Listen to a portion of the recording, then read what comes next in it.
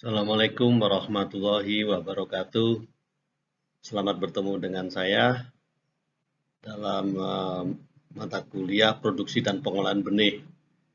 Jadi mulai minggu yang lalu sebenarnya Anda semua akan mempelajari bagaimana teknik atau proses pengolahan benih.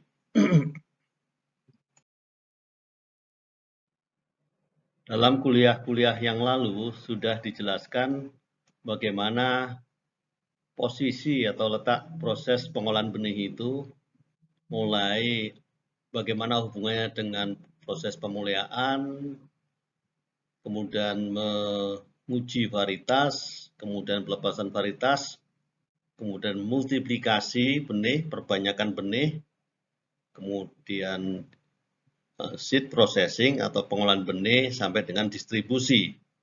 Nah, yang kita bicarakan di sini nanti adalah tentang seed processing, yaitu mulai bagaimana penerimaan benih, kemudian ada proses pengeringan, ada pra pengolahan, ada pembersihan, ada perlakuan bagi benih yang membutuhkan perlakuan benih, kemudian ada pengemasan dan penyimpanan.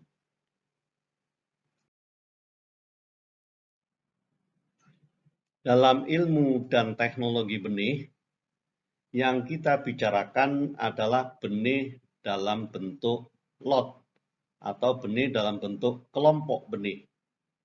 Jadi bukan benih yang bersifat individual.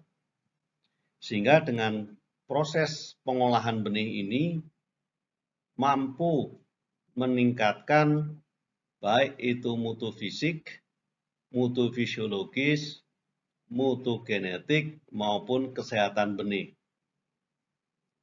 Jadi kalau kita bicara individual benih, mutu fisik maupun mutu fisiologis itu bisa jadi tidak tepat. Ini adalah salah satu contoh bagaimana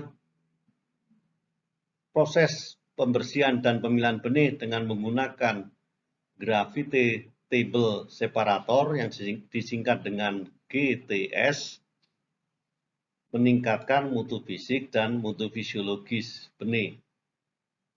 Ini kita lakukan pada benih kedelai. Gambar ini merupakan hasil penelitian mahasiswa S1 berupa laporan skripsi.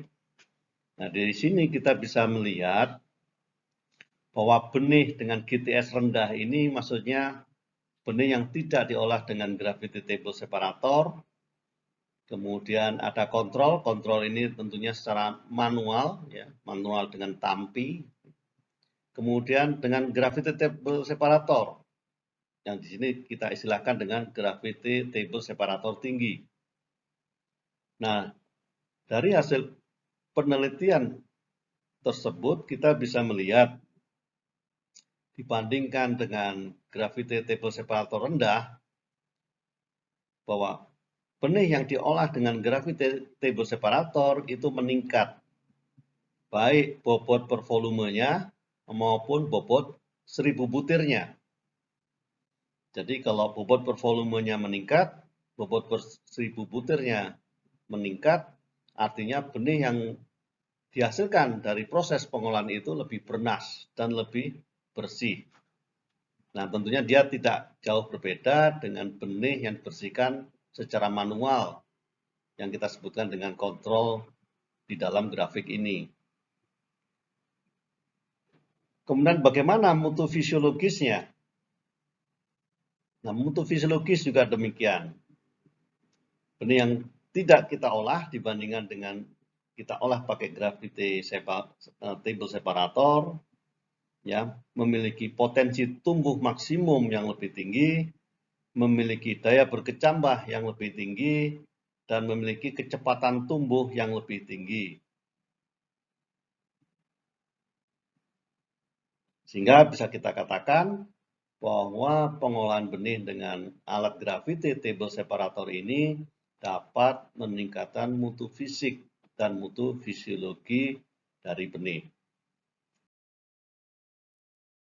Contoh lain dari penelitian pengolahan benih ini yaitu bagaimana memilah benih berdasarkan bobotnya menggunakan blower separator yang kita singkat dengan BS blower separator. Sama halnya dengan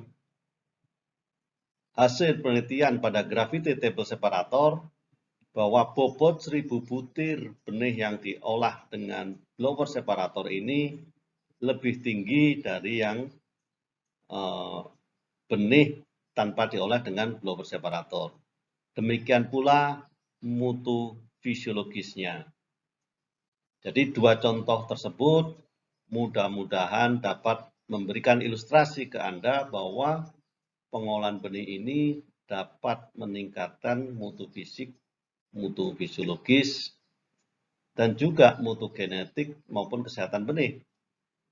Karena dengan alat yang lebih canggih, misalnya benih tercampur dengan varietas lain yang warnanya berbeda atau ukurannya berbeda, bisa kita pisahkan dengan alat-alat, misalnya ada color separator, ada magnetic separator, dan lain-lain, sehingga benih tersebut secara lot meningkat mutu genetiknya. Jadi lebih murni dia secara genetik.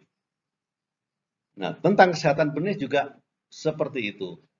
Jadi benih yang terserang hama maupun penyakit sehingga dia tidak bernas, dia busuk atau dia berubah ukurannya, tentunya dapat dibersihkan atau ditingkatkan mutu kesehatan benihnya dengan proses pengolahan benih.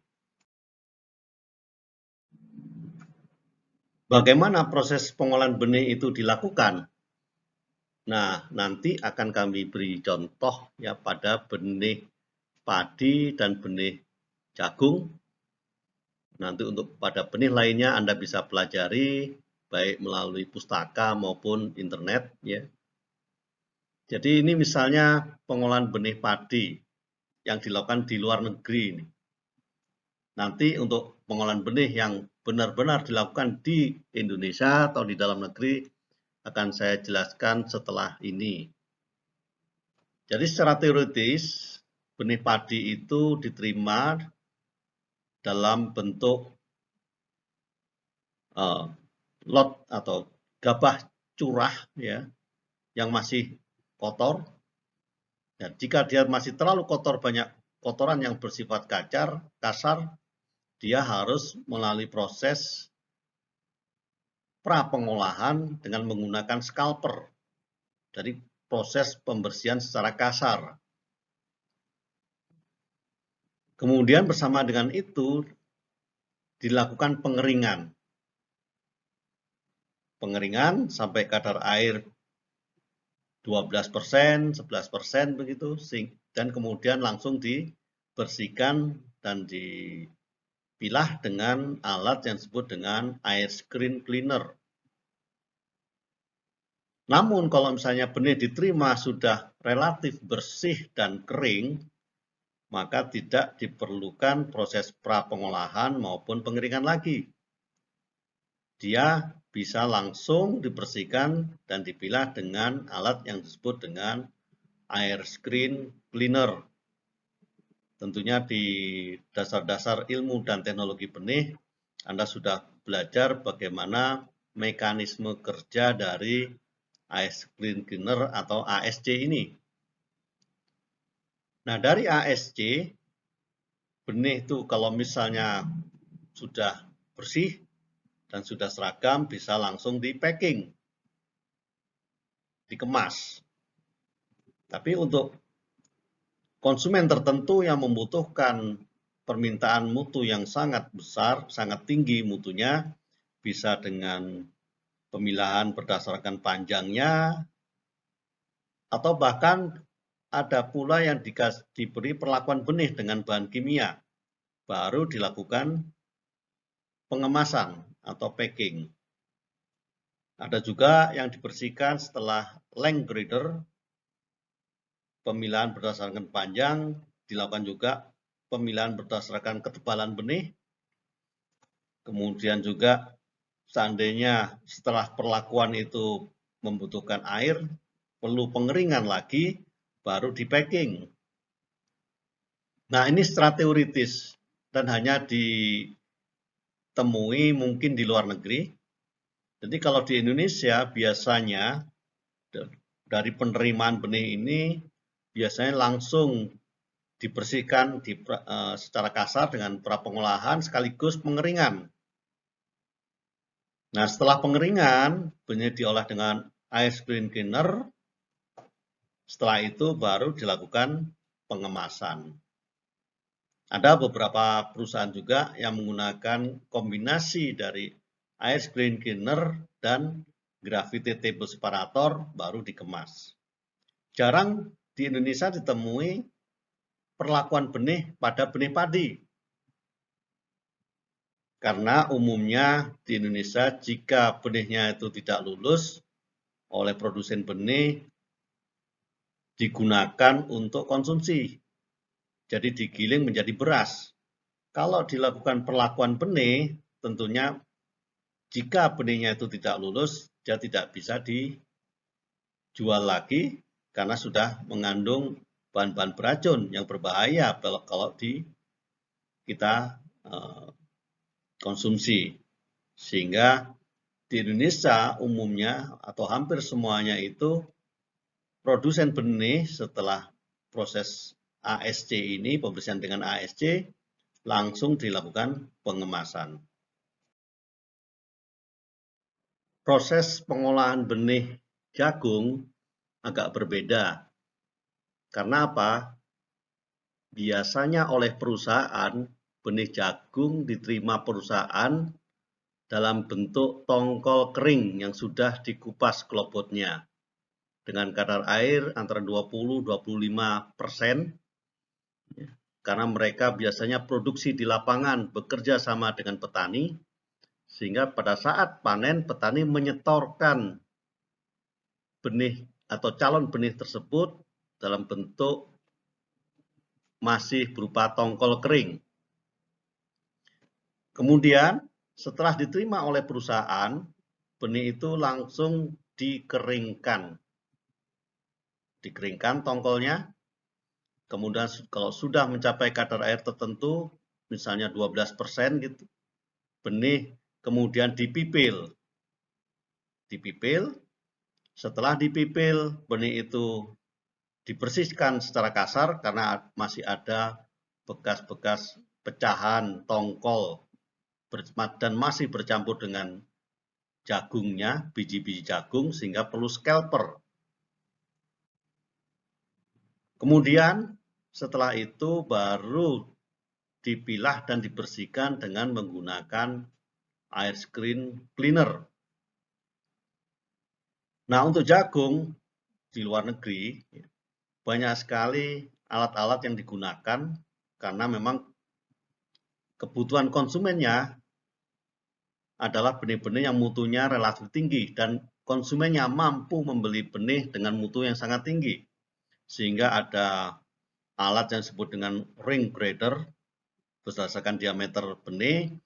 Kemudian ada juga melalui alat yang disebut dengan width atau thickness grader, alat pemilah berdasarkan ketebalannya, ada length grader berdasarkan panjangnya.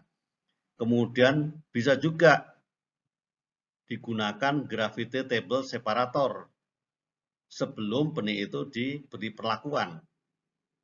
Ada juga benih setelah dibersihkan dengan ASC langsung diberi perlakuan benih. Jadi tergantung konsumen sasaran kita, apakah konsumen kelas tinggi atau konsumen petani yang lebih menengah maupun rendah. Nah, setelah perlakuan benih biasanya dengan fungisida, kemudian ada proses pengeringan sedikit saja, sebentar saja, baru dilakukan pengemasan. Jadi inilah proses atau tahap-tahap pengolahan benih jagung. Saya akan memberikan contoh satu lagi, yaitu tahap pengolahan atau proses pengolahan benih kacang tanah. Nah, kalau Anda lihat kacang tanah itu diperjualbelikan benihnya dalam bentuk masih dalam polong. Sehingga proses pengolahannya pun sangat simpel dan sangat sederhana. Jadi setelah diterima dari lapangan masih basah dan kadang-kadang masih banyak tanah yang menempel, benihnya kemudian dicuci. Setelah bersih langsung dikeringkan. Setelah dikeringkan langsung disortir karena belum ada alat yang bisa menyortir atau memilah berdasarkan ya besar kecilnya polong, karena kacang tanah ini sangat beragam polongnya. Ya, ada polong isi 3, ada polong isi 2, sehingga dilakukan sortir semi manual. Biasanya pakai ban berjalan begitu ya, kemudian di kiri kanannya pegawai bekerja, benihnya lewat di depan para pekerja tersebut sambil memilih mana benih yang bernas dan mana benih yang cipuk atau yang hampa atau yang terserang penyakit. Kemudian baru dilakukan pengemasan. Di daerah-daerah tertentu yang tanahnya mudah sekali bersih dan kering, kadang-kadang proses pencucian ini dilewati. Jadi langsung ya ditambah pengeringan beberapa hari, ya 1-2 hari, baru disortir dan dikemas. Ya tentunya dengan mutu benih seperti itu, ya benih masih banyak tanahnya. Dan ini terjadi ya di beberapa daerah di Indonesia Timur sana yang mungkin tanahnya berbeda dengan kondisi tanah yang ada di Bogor dan Sukabumi misalnya, yang tanahnya sangat lengket dan liat sehingga calon benih yang berupa polong tadi ya benih kacang tanah harus dicuci terlebih dahulu.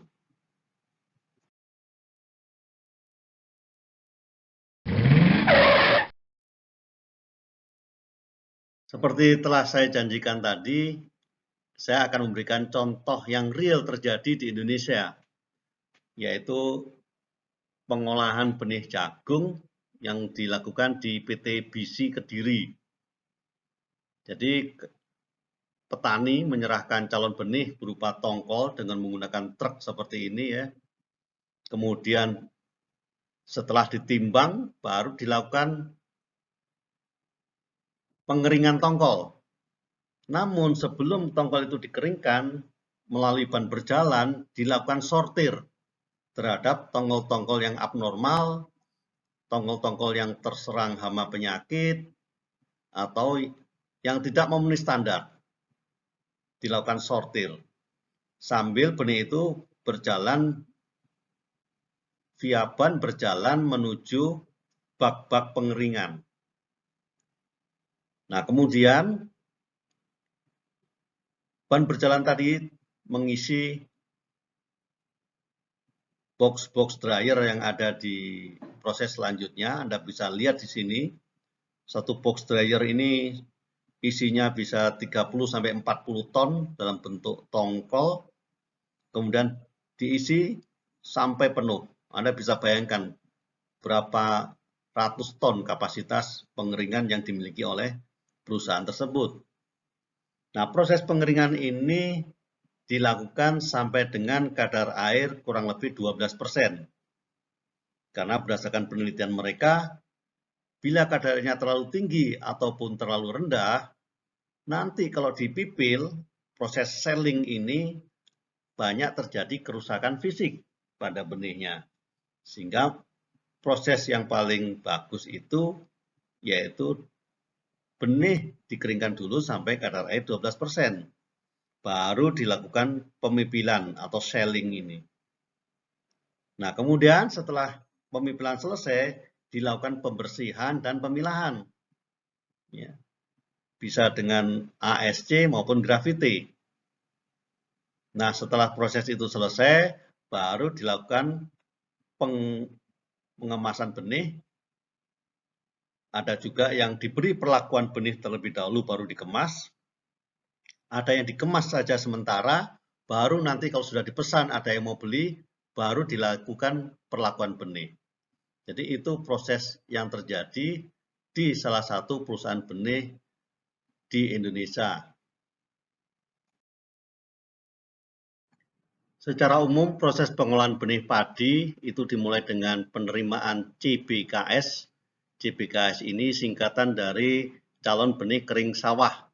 Namun secara umum lagi namanya calon benih kering panen. Kemudian dilakukan penjemuran, setelah itu dilakukan pembersihan dan pemilahan, kemudian dilakukan penyimpanan sementara, kemudian baru dikemas. Secara umum seperti ini, nanti secara detail akan dijelaskan lebih lanjut.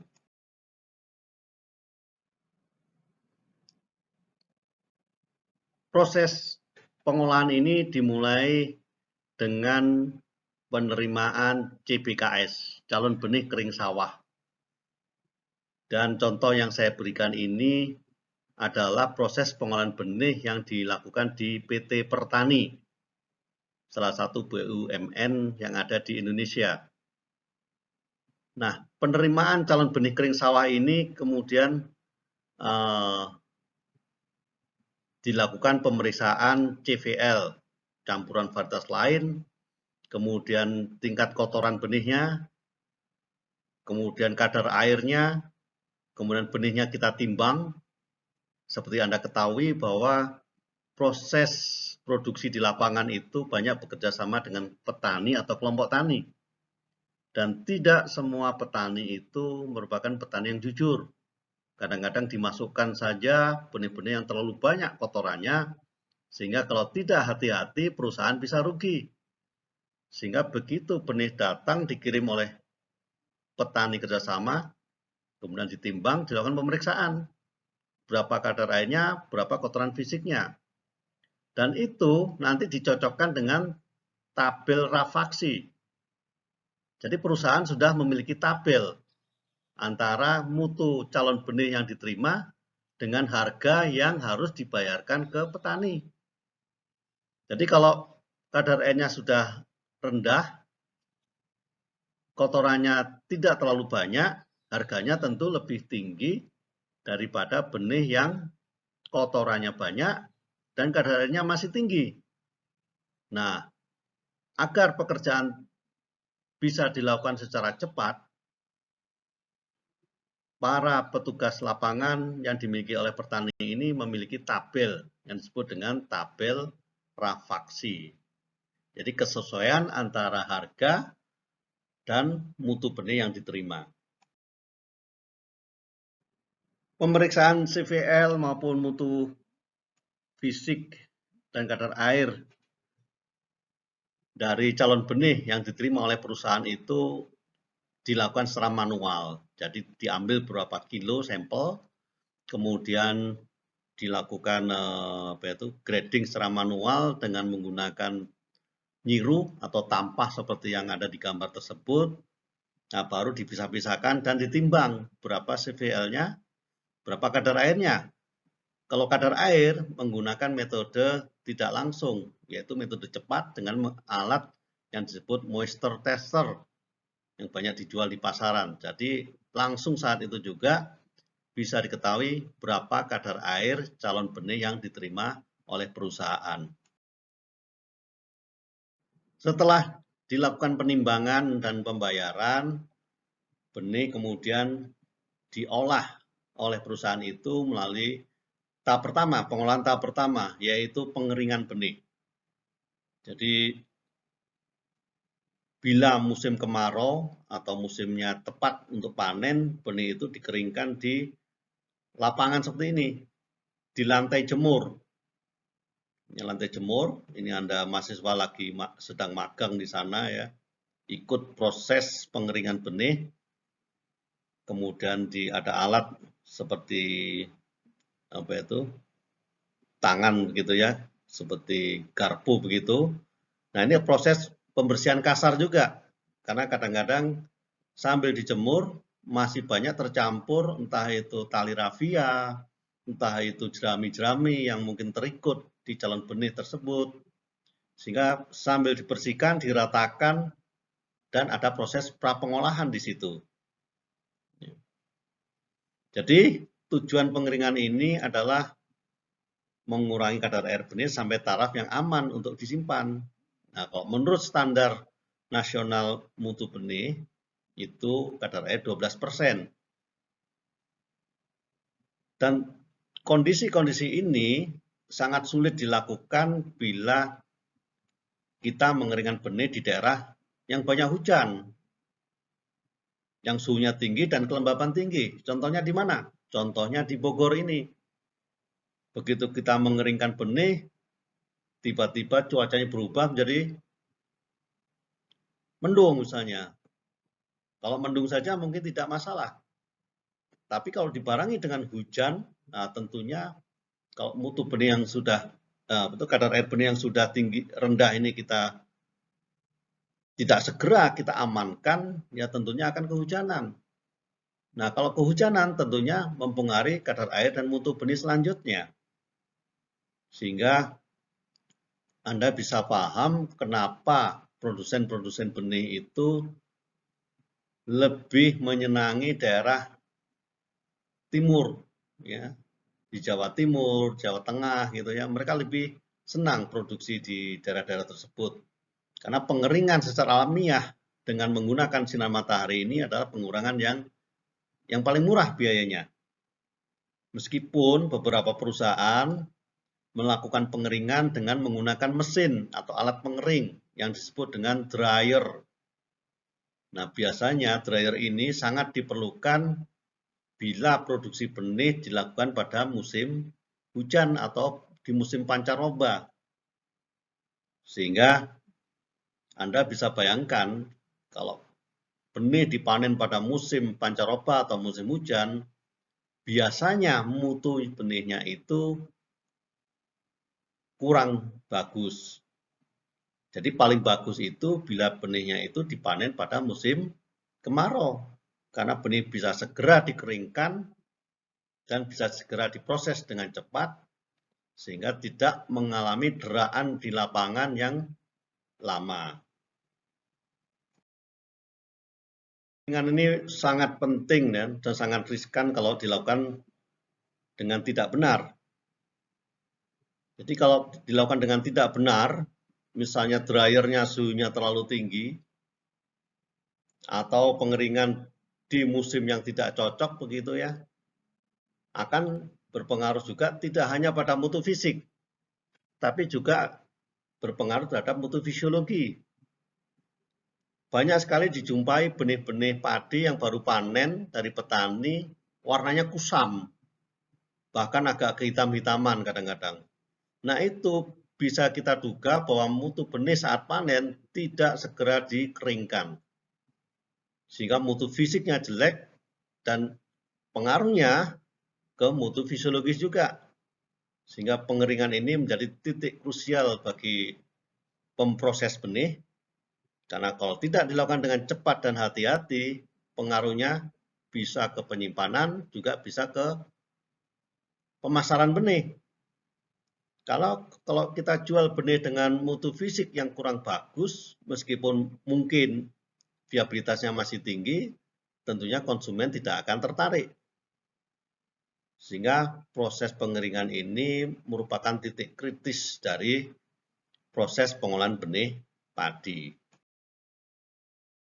Tentu Anda bisa menyadari ya, kalau proses atau kadar air dalam proses pengeringan ini masih tinggi, pengaruhnya terhadap mutu sangat besar. Karena daya simpannya makin pendek. Kenapa daya simpannya pendek? Karena laju respirasinya tinggi. Kalau laju respirasi tinggi, banyak cadangan makanan yang dimetaboliskan menjadi energi, sehingga energinya habis pada saat dibutuhkan untuk bekerja mbak. Atau terjadi peningkatan suhu. Jadi kalau terlalu lembab, ditumpuk di pojokan gitu, benih-benih yang kadar airnya tinggi, akan menimbulkan atau meningkatkan suhu di spot tersebut. Dan itu mengundang serangan hama maupun penyakit. Nah, di sini ada tabel yang menarik ya. Hubungan kadar air benih dan temperatur tempat menyimpan benih dengan munculnya hama dan penyakit.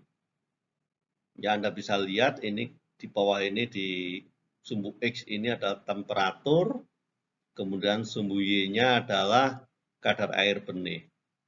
Jadi kalau kadar airnya benih itu ya bagaimana hubungannya dengan temperatur, Anda bisa lihat di sini. Kalau kadarnya tinggi, temperaturnya juga tinggi, ada cendawan berkembang, ada bakteri berkembang.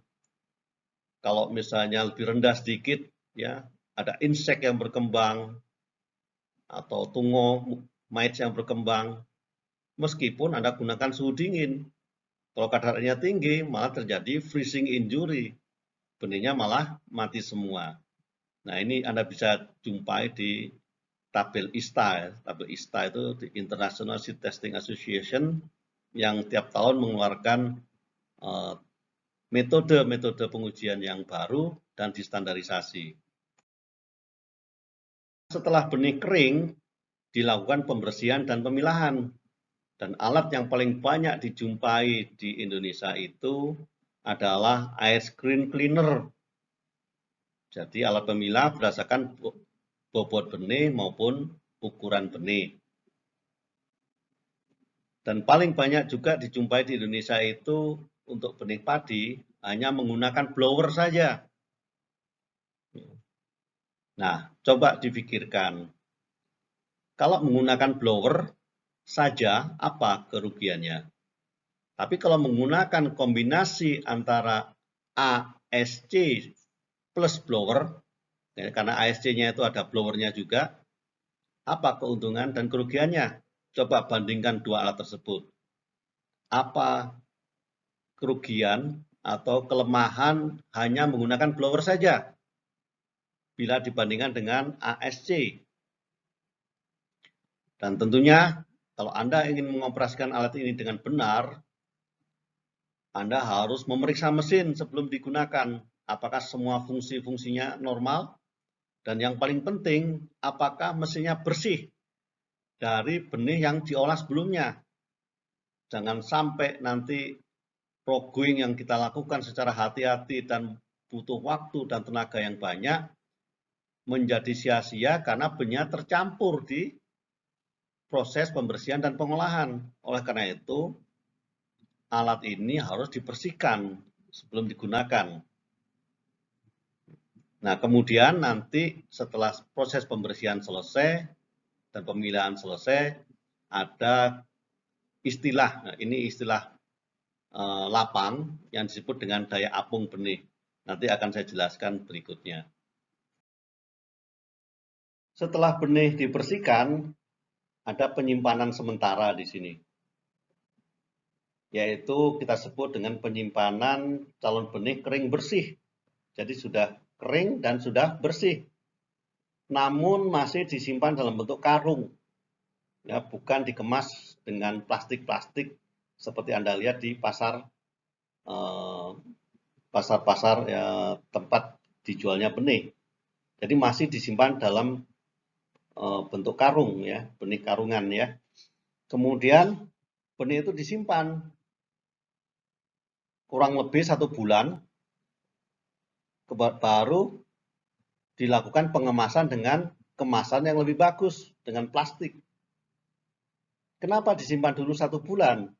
Karena Anda ingat benih itu memiliki periode after ripening.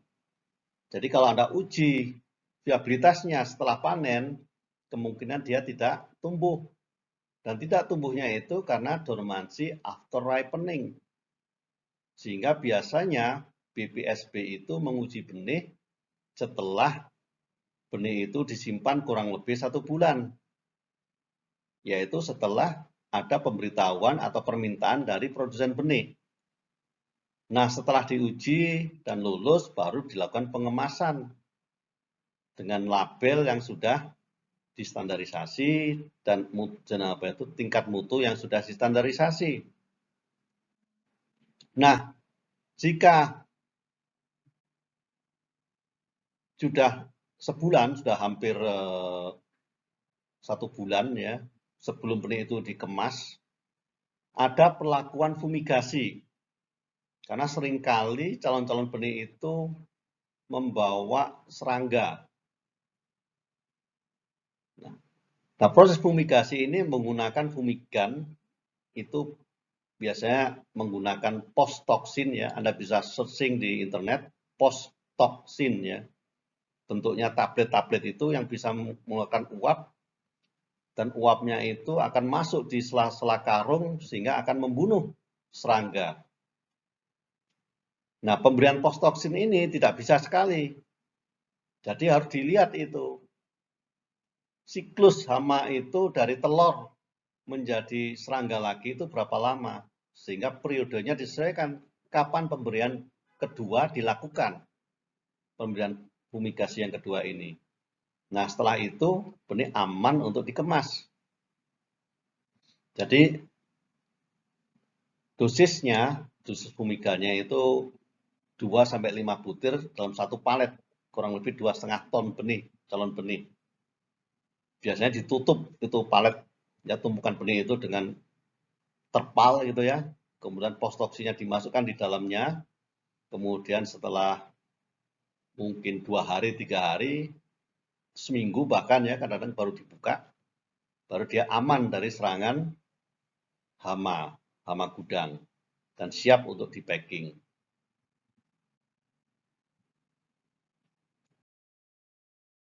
Proses packing yang dilakukan oleh PT Pertani menggunakan plastik ya, kemasan plastik polipropilen. Kemasannya bisa ada yang 5 kg, ada yang 10 kg, tergantung konsumennya. Dan biasanya produsen itu memiliki level mutu yang berbeda-beda. Kalau kemasannya sangat bagus, itu biasanya untuk benih-benih yang harganya lebih mahal daripada benih-benih yang kemasannya mungkin sederhana. Dan biasanya di PT Pertani, benih-benih yang prima, yang harganya lebih mahal, itu proses pembersihan dan pemilahannya dilakukan 2 kali, sehingga lebih bersih dan lebih bernas. Sedangkan benih yang hanya prosesnya sekali saja, nah itu dikemas dengan kemasan yang lebih murah. Ya, tentunya harga jualnya juga akan berbeda. Ya, harga jualnya berbeda. Jadi itulah proses processing atau pengolahan benih pada benih padi. Standar mutu tiap perusahaan mungkin berbeda, tapi standar mutu nasional sama. Cobalah Anda cari di internet standar mutu benih padi. Jadi biasanya swasta memiliki standar yang sama dengan standar nasional mutu benih. Ya. Jadi ini contoh di PT Pertani ya, ada 3 tingkat mutu benih, ada non prima, ada yang prima, tapi kelasnya kelas extension seed, ada kelas prima, yaitu SS seed. Ya. Jadi label ungu yang SS ini, yang ES label biru. Yang non prima juga label biru, cuma mutunya lebih rendah. Mutu apa saja yang lebih rendah? Nah, Anda bisa lihat ini CVL, campuran varietas lain, semakin tinggi mutunya, semakin tidak ada. Mereka menggunakan daya tumbuh karena mungkin belum standar ya, sebenarnya daya berkecambah ya.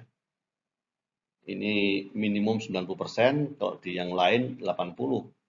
Kadar air juga begitu. Untuk benih yang prima mutunya lebih rendah kadar airnya supaya lebih tahan simpan. Biji kulma juga begitu. Ya, kotoran benih maksimum 1%, ini maksimum 1%. Di prima yang SS prima maksimum 0,5%. Nah, yang berbeda antar perusahaan itu adalah butir apung. Jadi menggunakan air ya, kadang dicampur garam ya. Kemudian dimasukkan benih 50 gram, kemudian dihitung yang mengapung berapa butir. Kalau yang non prima maksimum 75 butir. Kalau yang ES prima maksimum 50 butir yang mengapung. Kemudian yang SS prima yang mengapung maksimum 20 butir. Jadi mutunya paling bagus yang SS prima ini. Dan ini berimbas pada harga benih oleh perusahaan tersebut. Jadi perusahaan biasanya sudah memiliki peta, petani mana yang membutuhkan non prima, petani mana yang membutuhkan SS prima, petani mana yang membutuhkan ES prima. Saya kira itu yang ingin saya sampaikan ke Anda, mudah-mudahan bermanfaat.